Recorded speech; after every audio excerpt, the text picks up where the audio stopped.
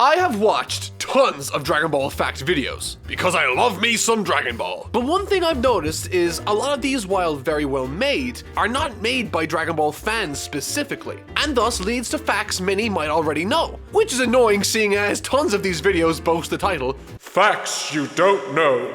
"But I did know these, I did, times infinity," screamed the comment section. And so, because I love putting myself under needless pressure for these weekly video deadlines, I ventured to the far reaches of the internet to find 50 Dragon Ball Super facts only the weebiest of hardcore fans know. And I'm willing to bet even some that you don't know. Yeah, you. I'm talking to you. You drinking out of your Dragon Ball Super mug while wearing your Dragon Ball Super PJs surrounded by Dragon Ball Super merchandise. Odds are there's a fact inside here even you don't know. So, what are we waiting for? Let's dive straight into this ocean of obscure Dragon Ball Super trivia as we list off 50 Dragon Ball Super facts only hardcore fans know. Masako Nozawa has been the Japanese voice of Goku for over 30 years.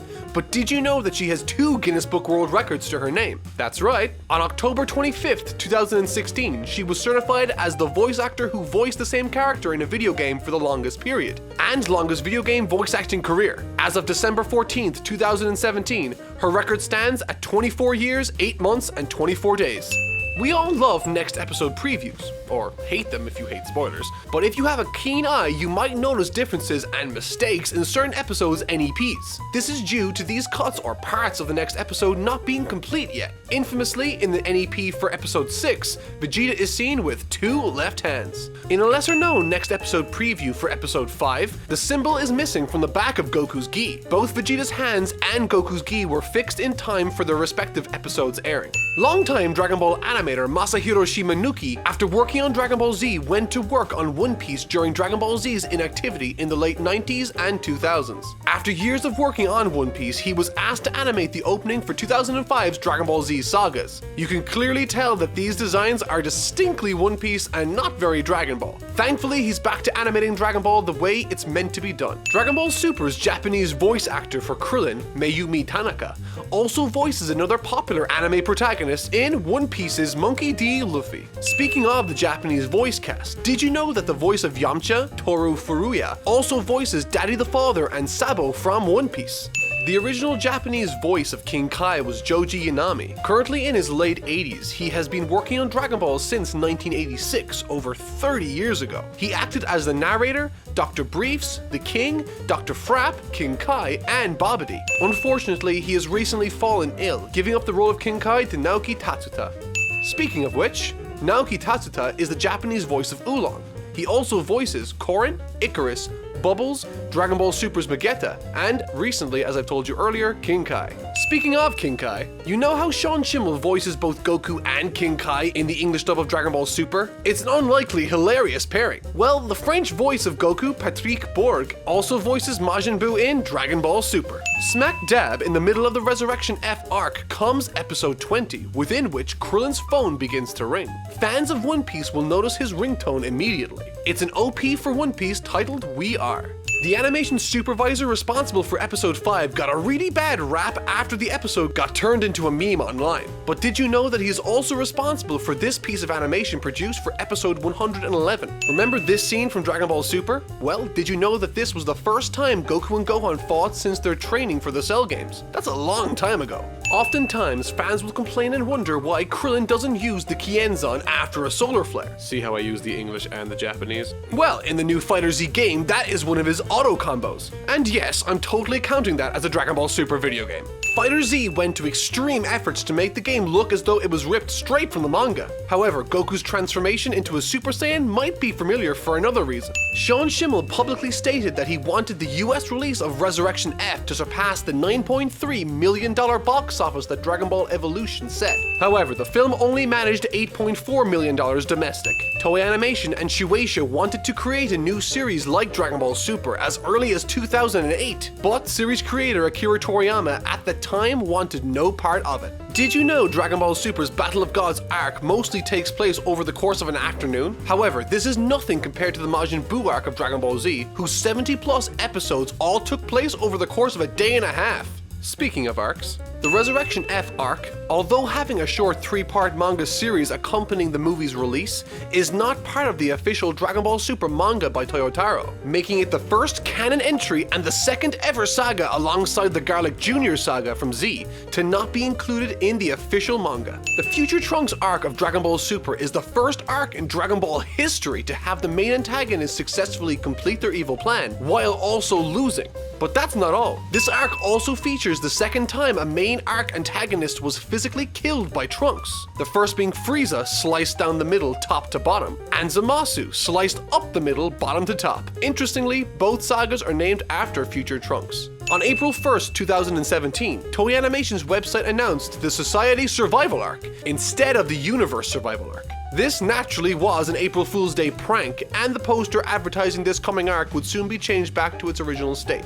While on the topic of the Universe Survival Arc, did you know that the story takes place in the age 780, the same year in which the alternate timeline's future Gohan dies while fighting the androids? In the original promotional material for the Universe Survival Arc, Jiren was seen to be the cloaked figure behind the God of Destruction for his respective universe. However, there was a last-minute change, and when the episode eventually arrived, they had swapped out Jiren for Toppo. The Tournament of Power is the first of its kind in Dragon Ball, being a battle royale of sorts, and as such is considered one large fight, making it currently the longest fight in the series' history, spanning 25 episodes as of January 2018. The Japanese voice actor for Jiren, Eiji Hanawa, also voiced Iron Man in Marvel Disc Warriors: The Avengers. As of episode 92 in Dragon Ball Super, Vegeta has spent a little over 5 years of his life in the hyperbolic time chamber. As of December 2017, the heroes of Dragon Ball Super have failed to defeat every arc's main antagonist without the help of others. Beerus defeated Goku.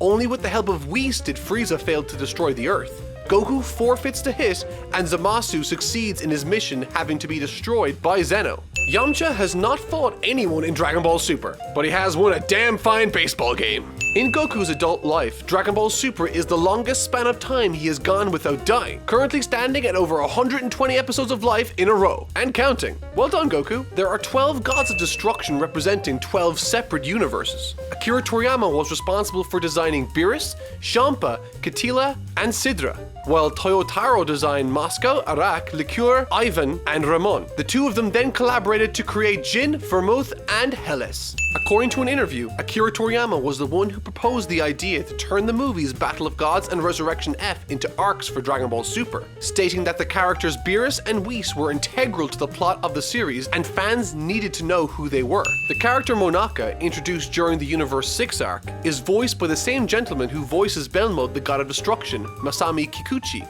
He is also the voice of Dr. Rota, who is from Universe 6. Goku is currently 40 years of age as of the Tournament of Power in Dragon Ball Super, spending 8 years dead total in the series and 4 years in the hyperbolic time chamber. Trunks in Dragon Ball Super has an inconsistent height within the show's established canon. The Tournament of Power takes place in the year 780, putting it right at the same time the history of Trunks takes place, meaning at the very least Trunks should be taller than he is currently demonstrated as being. The character Gami Saras of Universe 4, as seen, or not seen as it were, in episode 119 of Dragon Ball Super, had his design changed from what it was initially announced as in an issue of Jump. Initially, he looked like an insect almost identical to Damon. However, leading up to his episode debut, his design was changed to look more like a chameleon. Did you know that during the Future Trunks arc, Future Trunks is 30 years old? On November 6, 2016, towards the end of the Future Trunks arc, Dragon Ball Super surpassed Dragon Ball GT in episode numbers. Assuming Dragon Ball Super's Tournament of Power lasts into February, the series will have around 30% of its episodes within a tournament. Dragon Ball Super had an hour-long special in October of 2017, airing episodes 110 and 111 in succession. These two episodes caused Crunchyroll to crash numerous times due to high traffic flocking to the site to bear witness to Goku versus Jiren, which was a pretty damn good fight. Prior to the Tournament of Power, Botamo, Bergamo, and a few thugs are the only enemies Goku had defeated in Super without help. In episode 71 of Dragon Ball Super, Goku is hit by Bulma's Capsule Mobile while carrying a giant fish. This is a callback to episode 1 of Dragon Ball where the exact same thing happens. Did you know, occasionally artists within Toei Animation will sell their storyboards and other elements of the production for Dragon Ball Super on Japanese auction websites. For instance, Anime AJ, another YouTuber you should definitely check out, purchased a storyboard storyboard for episode 16, and he's very fond of it.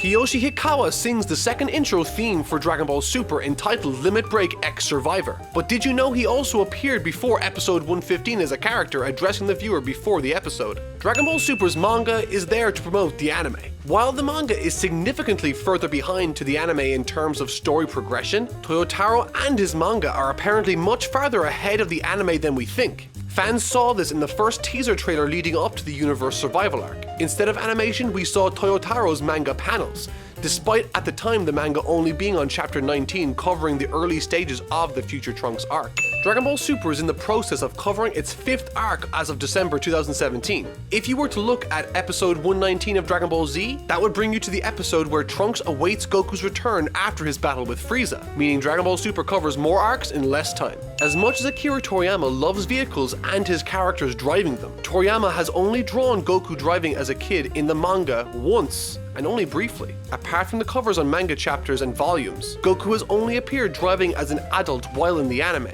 That is until Dragon Ball Super's manga illustrated by Toyotaro, where we see him drive multiple times throughout. As of episode 120, Dragon Ball Super's Tournament of Power has become the longest tournament in series history, with no ending in sight. Goku is featured in every episode of Dragon Ball Super except for 2.